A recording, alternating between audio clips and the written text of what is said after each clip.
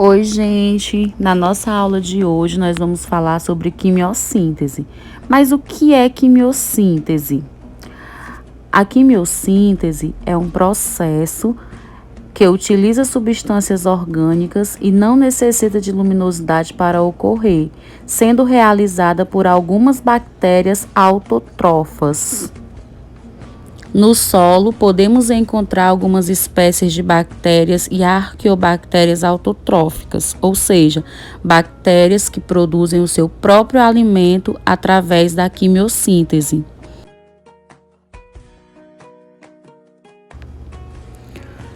Os principais exemplos de bactérias que realizam quimiossíntese são ferrobactérias, nitrobactérias e sulfobactérias. As ferrobactérias utilizam a energia química proveniente da oxidação de compostos de ferro para a síntese de matéria orgânica, ou seja, para a produção do seu alimento. Aquelas camadas brancas que tem nas superfícies de ferro são as ferrobactérias. As nitrobactérias utilizam a energia química proveniente da oxidação de compostos de íons de amônia ou íons de nitrito para a síntese da matéria orgânica.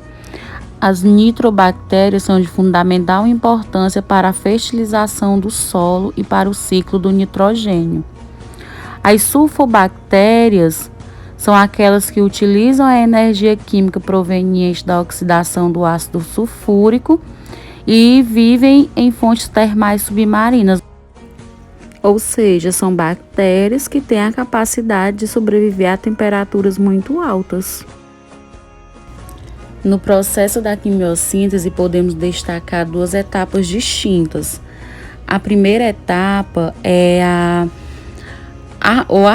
formação de energia, aproveitando a energia ministrada por reações químicas de óxido-redução, ou seja, a transformação do substrato mineral em substrato oxidado para a produção de energia.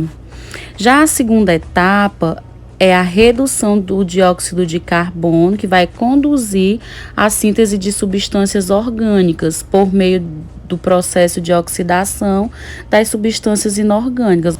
Em resumo, para a obtenção de energia para o processo de alimento das bactérias quimiosintetizantes, elas obtêm a energia a partir da reação entre o gás hidrogênio e o gás carbônico, com a produção de gás metano, água e energia, que é essa energia que vai ser utilizada no seu processo de digestão.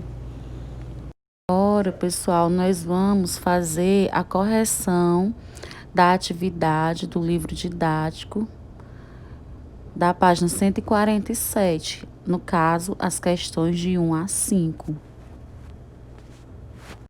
Vamos lá para a primeira questão. A substância química que fornece energia para praticamente todos os processos celulares é aí no caso o item correto é o item A, que no caso é o trifosfato de adenosina ou apenas ATP. É o seguinte: quando as plantas e os outros seres vivos, eles armazenam a energia para suas atividades vitais, esse armazenamento é feito através de uma substância chamada ATP. A ATP é como se fosse uma bateria de um celular. A gente não recarrega a bateria do celular para que a gente possa utilizar? Então, as plantas e os animais, eles recarregam a ATP para armazenar energia para que essa energia ela seja utilizada nas nossas atividades vitais, nas nossas atividades do dia a dia. Ok, pessoal? As próximas questões, vocês vão só completar. No caso, a segunda, a terceira e a quarta questão, você vai completar de acordo com os itens lá em cima. O item A é o ciclo das pentoses, o item B a fotofosforilação e o item C a fotólise da água. Então, a segunda questão diz assim: é um conjunto de reações químicas que ocorrem no estroma do cloroplasto, nas quais moléculas de gás carbônico combinam-se a hidrogênios fornecidos pelo NADPH, produzindo PGAL. No caso aí, esse conjunto de reações químicas é o ciclo das pentoses, o item A. Terceira questão, a reação de quebra de moléculas de água com produção de gás oxigênio, elétrons e íons H+, é chamada de, nesse caso aí, a fotólise da água, certo? Ou hidrólise, que é a quebra da água para a produção de gás oxigênio, elétrons e íons H+, lá para a NADP. A quarta questão, né, só sobrou aí para a gente fotofosforilação, mas vamos lá. A reação de quebra de moléculas de água com produção de gás oxigênio, elétrons e íons H+, é chamada de fotofosforilação, que tem a fotofosforilação cíclica e a fotofosforilação acíclica, que ocorre lá no ciclo das pentoses. Então, aí, segunda item A, terceira item C, quarta item B.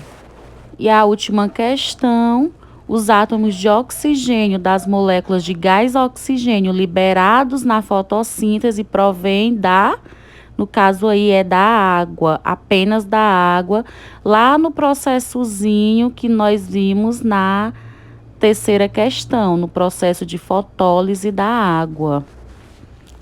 Então, se perguntarem de onde é que vem o oxigênio liberado na fotossíntese, aí você vai dizer lá da água, na fotólise da água.